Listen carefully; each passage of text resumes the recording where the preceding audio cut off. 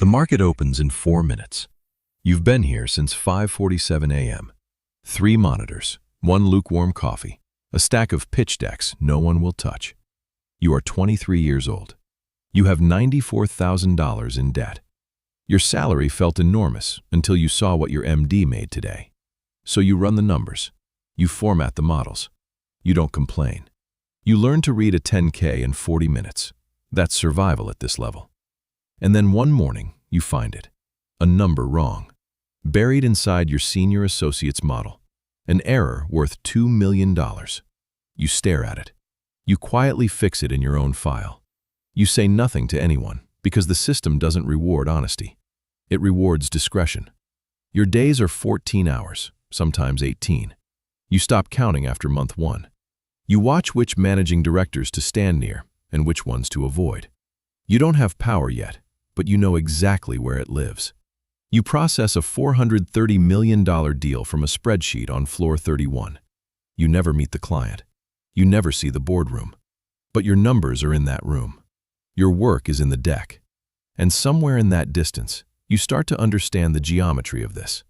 You are the foundation, the part nobody sees, the part nobody acknowledges. The floor is empty. It's late. You look out at the city, and for the first time, you're not thinking about the salary anymore. 2 years later, you're in the room. Not the main room, the side room where associates sit and wait. But you're there. And that's the shift. You're structuring now. Junior pieces, but real structure. You draft the terms on a $180 million mezzanine financing. You sit across from a CFO for the first time. You explain a covenant breach scenario without flinching, because you've run that scenario 40 times in the past week. That's your currency at this level. Preparation. The deal. A leveraged buyout of a regional logistics company. It will almost certainly result in operational cuts. You don't model the human cost. Nobody asks you to. You model EBITDA margins, debt service coverage. You present it cleanly. The deal moves forward. You collect your bonus. You don't think about Ohio. You rationalize it the way everyone does. You just ran the numbers. The second rule.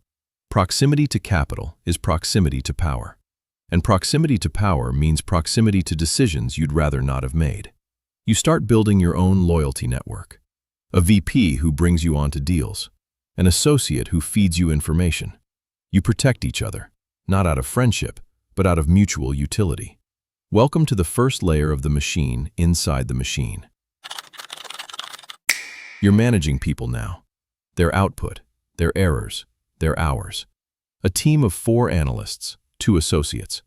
You stop counting your own hours. You think in deal flow now. Not hours, not tasks. Deal flow. You close your first transaction independently. A $620 million acquisition financing. European infrastructure in Southeast Asia. Your MD is on the cover sheet. You are on page 6. But in the room, the client is talking to you. Asking you questions. Looking at you when the numbers get complicated. That's the shift at VP. You're no longer support. You're a dealer. You start to see the ethical architecture of high finance more clearly. The target company's pension obligations, restructured post-close. The acquiring fund needs a 22% IRR. The pension restructuring makes that possible. You know what it means for the retirees. You don't say it. Nobody says it in the meeting. The deal closes in 11 weeks. Your year-end cut is $480,000. You wire $40,000 to your parents. You buy a 2-bedroom in a city where 2 bedrooms signal arrival. You tell yourself the pension situation was already insolvent. You might even be right. The third rule at the VP level. You stop asking if the deal is good. You ask if the deal is executable. At this level, that question is the only one left. You're sourcing now. Not just executing deals, originating them. Clients call you directly, not your MD, you. Private equity shops route deal flow through you. 3 closings in 4 years. You've never missed a deadline. Never leaked information. That's worth more than intelligence. You manage a $1.2 billion book of advisory mandates. You sit on pitches as the senior banker now. Your associate runs the model. Your VP coordinates due diligence. You sell the vision. You sell confidence. That is the product. You start to understand leverage in its purest form. Not financial leverage, informational leverage. The knowing. You know which companies are about to run a strategic review before it's announced. You know which sovereign fund is quietly building a position before any disclosure. You don't trade on it. That's not what this level is about. But you know, and the knowing makes you sharper, more decisive. Then you lose one. Not because of the numbers, but because of a relationship you didn't have. A competing MD went to the same private club as the chairman. That's why you lost a $2.8 billion mandate. A club membership. You don't lose your composure. You don't make excuses. You join 2 clubs within the month. At the director level, the deal is never just about the numbers. The calls come earlier now, sometimes before markets open, sometimes from private numbers. You manage 12 client relationships, each one worth between $3 million and $40 million in annual fee revenue. You are no longer working for the bank. You are the bank's relationship with these clients. That is a subtle but seismic distinction. You sit on an internal credit committee. $900 million in revolving credit, deteriorating balance sheet. You vote yes. Not because the credit is clean, but because losing the relationship would cost 3 times the exposure. It's a political decision disguised as a financial one. Every major decision at this level is. You travel constantly. Singapore, Zurich, Abu Dhabi, Dubai. You have dinners with ministers, not politicians, ministers. These are not business dinners. They are relationship maintenance. The relationship is the business. Capital doesn't follow returns alone. It follows relationships, political alignment, regulatory familiarity, trust between the right people. The best trade in the world doesn't execute without that trust. Your identity has quietly restructured itself around the machine. You don't notice. Nobody does. Not at first. There are 14 partners in the division. You are one of them now. Your name is on the door. Not literally, but in every way that matters. You have carried interest in the fund, skin in every major deal the firm runs. When the fund performs, you perform. When it doesn't, neither do you. This changes everything about how you think. You stop optimizing for the annual bonus. You optimize for the 5-year fund cycle. You stop thinking in quarters. You start thinking in decades. You lead a $4.3 billion acquisition of a European energy infrastructure company. 3 months of negotiation, 4 regulatory jurisdictions, 2 competing bids. You run the consortium. Your fund, a Middle Eastern sovereign co-investor, a Canadian pension. The closing dinner is in London. The handshake happens in a room that doesn't appear on any floor plan.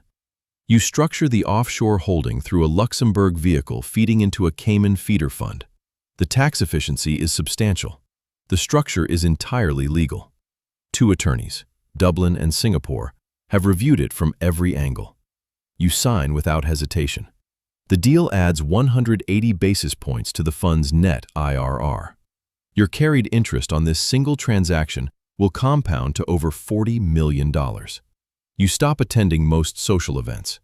Not because you're too busy, because the conversations aren't useful anymore. Your social world has narrowed to people who control capital. Coincidentally, 2 calls today. One from a sovereign wealth fund in the Gulf, $7 billion seeking deployment. They want your fund to anchor the deal flow. You're one of 3 firms they will give that mandate to. The second call is from a finance ministry. Not a banker, the minister. You take both calls from the same room, 44th floor, corner office. No trading screens, no Bloomberg terminal, just glass and silence, and a phone that connects you to people who move entire asset classes. You are not in the market anymore. The market is in you. Your positioning, your sentiment, your deployment decisions move price discovery. When you buy, others watch. When you pull back, analysts write for weeks. You sit on 3 corporate boards. You advise a multilateral development bank's infrastructure program. You brief governments twice a year on capital market conditions. You do not lobby. You advise. The distinction is real. The influence is the same. The moral architecture becomes abstract at this level. The consequences are too diffuse to feel, too distributed across too many institutions. You don't feel the layoffs downstream. You feel the fund return. You optimize the fund return. That is the system. The seventh rule. There is no outside perspective anymore. You are the perspective. You don't carry a title. There is just a name. No designation below it. Senior advisor, chairman emeritus, a name attached to a family office. All technically accurate. None of it captures what you are. Stakes in 5 funds, 2 private banks, and 1 reinsurance vehicle registered in Bermuda.